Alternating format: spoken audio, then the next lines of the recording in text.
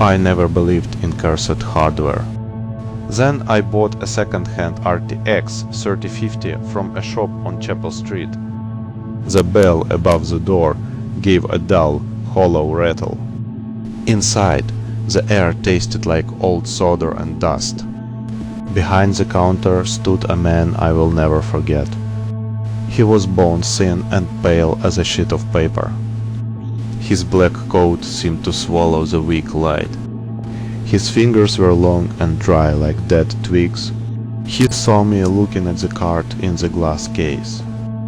He said, "That card has a past, you know."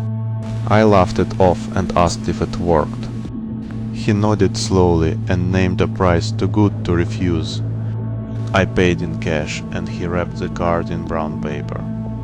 No receipt, no bag, just that heavy little package. On my way home, a stray cat arched its back at me. It hissed as if I were something foul. Two more cats joined in, their yellow eyes fixed on my hands. The hissing followed me down the whole block. I told myself it was just the smell of the shop on my clothes. At home, the card barely fits the PCIe slot.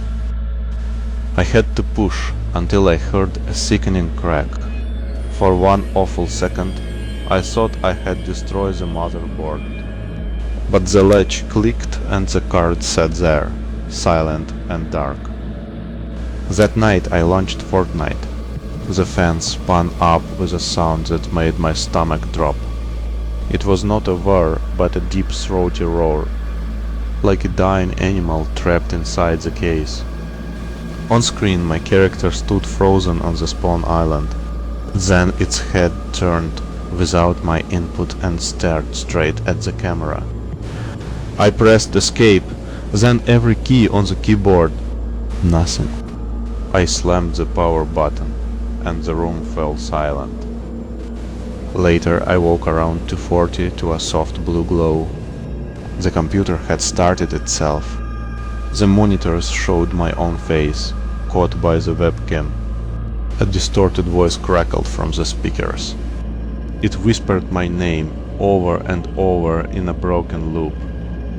I ripped the power cord from the wall, hands shaking. The next morning, my Discord was on fire. Friends messaged me, asking why I had sent them links at 3 a.m. Links to pages I had never seen filled with strings of numbers. Worse, there was a photo taken through my own webcam.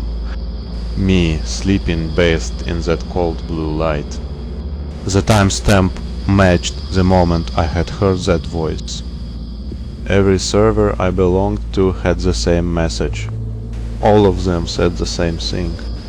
I unplugged the machine and decided to pull the card out the next day. I was already too late.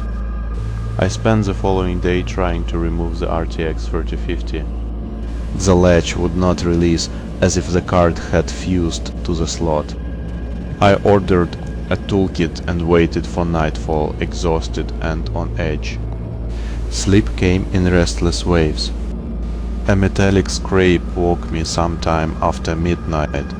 A dark shape hunched over my open case, prying at the graphics card. Thief, dressed in black, breath shallow and rapid. I froze, watching through half-closed eyes. He grunted and twisted the card with a violent jerk. I shouted, "Stop!"